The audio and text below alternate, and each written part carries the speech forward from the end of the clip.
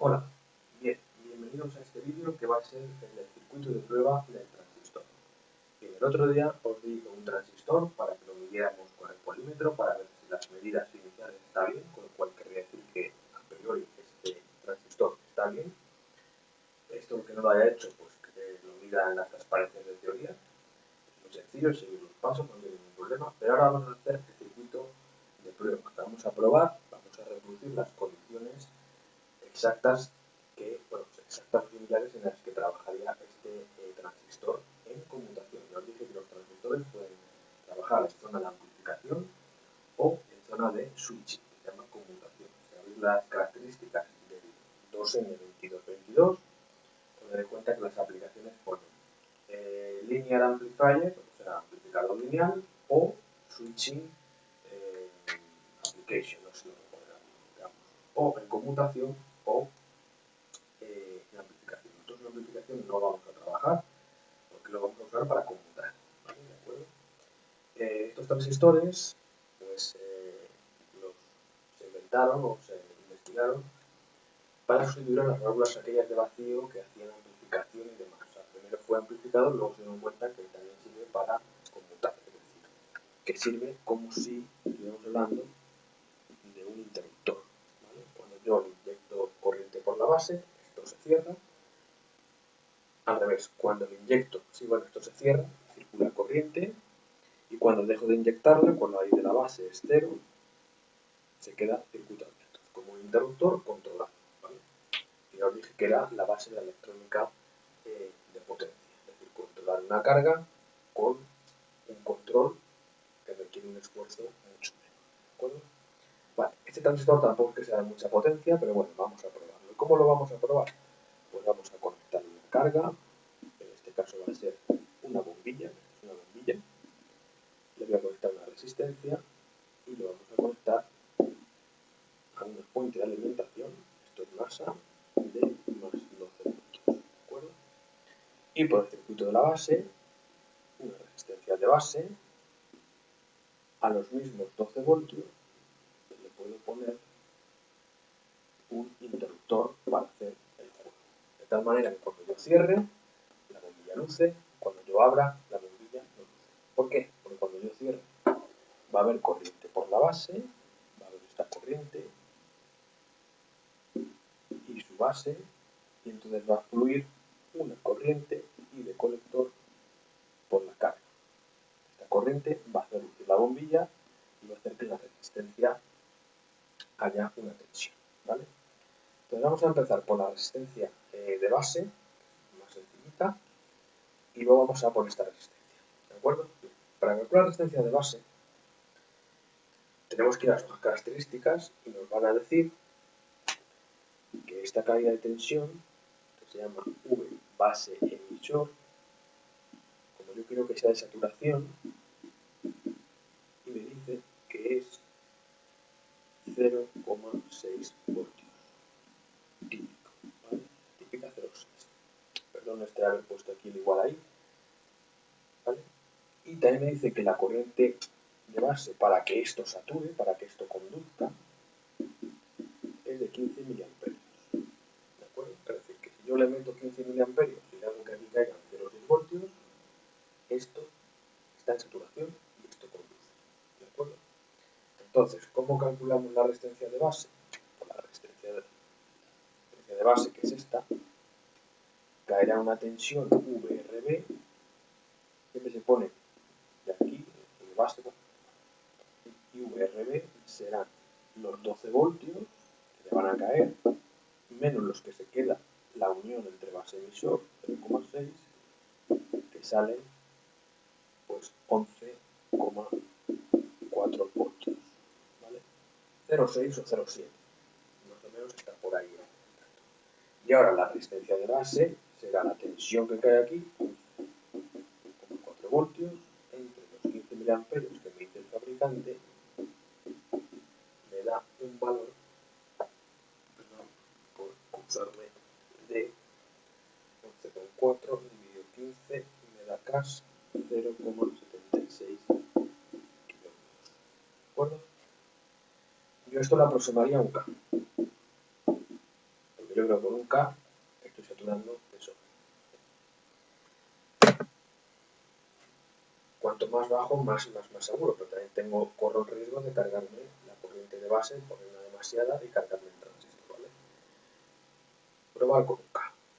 Vale, esta resistencia, ¿por qué la pongo? Bueno, la pongo por dos razones. Primero, para tener algo que calcular, y porque esta bombilla que os voy a dar baja 2,5 voltios y 300 miliamperios. Esto es una característica de la bombilla, esto no lo fijo yo, lo pone en la bombilla. Entonces, tengo que hacerle circular esta corriente y tengo que hacer que aquí caiga 2,5 voltios. Si cae más, la fundo. Entonces, esta resistencia es para el sobrante de los 12 voltios, se lo quede la resistencia. ¿Vale? Bien, hasta ahí. Vale. Entonces, también tengo que estar seguro que esos 300 miliamperios el transistor es capaz de absorberlos. O sea, la corriente máxima por colector, tengo que mirar cuál es. Entonces me voy al fabricante y me va a decir que son 800 miliamperios, con lo cual estoy por debajo de la media, por debajo de la mitad, con lo cual va a funcionar. ¿Vale? Entonces esta resistencia, que la vamos a llamar resistencia de colector, pues va a caer un voltaje. ¿Qué voltaje va a caer la resistencia de colector? Pues será 12 voltios menos 2,5 que se va a quedar en la bombilla, menos la que se va a quedar entre colector y emisor en saturación, que también me lo dice el fabricante, y me dice que más o menos son 0,2 voltios. 0,2 voltios. Entonces esto me da que en esta resistencia tiene que caer 12 menos 2,5 menos 0,2, 9,3 voltios.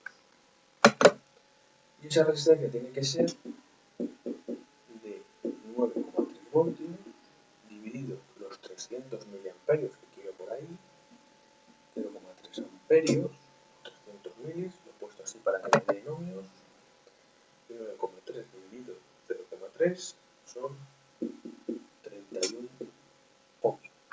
¿De acuerdo? Pues esta resistencia la pongo en 31.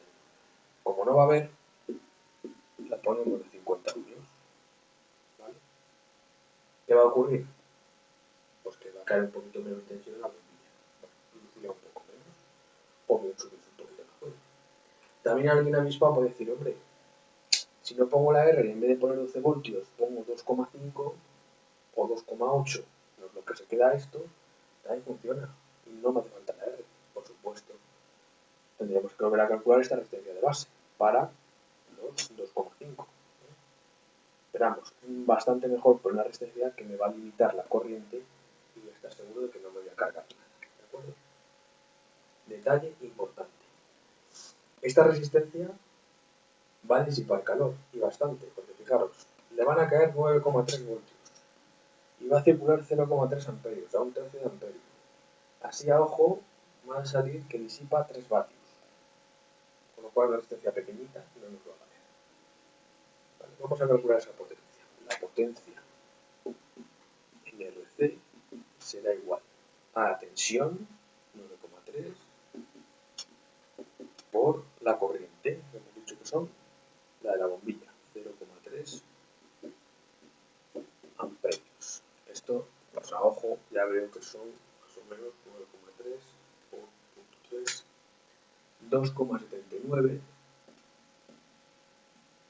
vatios. Es decir, se va a calentar bastante, va a disipar bastante calor, con lo cual tendremos que usar una resistencia de potencia.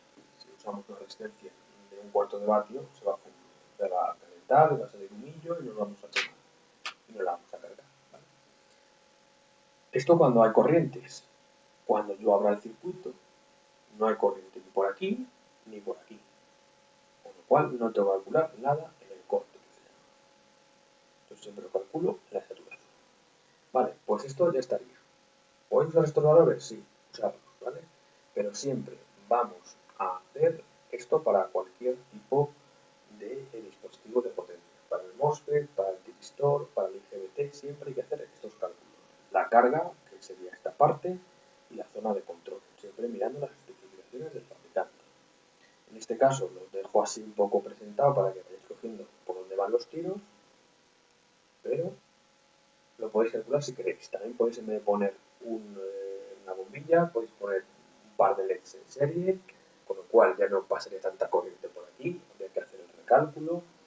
Podéis poner un motorcillo, estos que van a voltio y medio, también, o sea, podéis poner aquí la carga que más os apetezca. Un par de LEDs, he dicho, una bombillita, un motor, lo que queráis, siempre limitando esta corriente y teniendo en cuenta que este transistor aguante esa corriente de colector, ¿vale?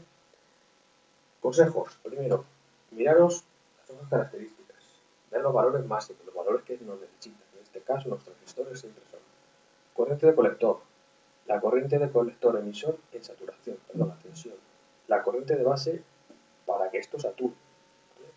Siempre lo mismo para un transistor, ¿vale? Y hasta aquí el vídeo del circuito de prueba del transistor. En la clase que haremos esto, os contaré cómo se prueba el transistor y el triac, y si no lo conseguís, pues hacemos otro vídeo explicativo, ¿vale? Repasarlo bien porque es muy sencillo y solamente hay que cogerle un poco el aire, porque luego vais a ver que la forma de resolver, sea un transistor, sea un MOSFET, sea un transistor, es siempre la misma, fijándonos en los valores, las hojas características que nos da el fabricante, hacemos unos cálculos rápidos de las resistencias y nos lo hacemos. Vale, pues gracias por la atención y espero que os funcione el circuito. Muchas gracias.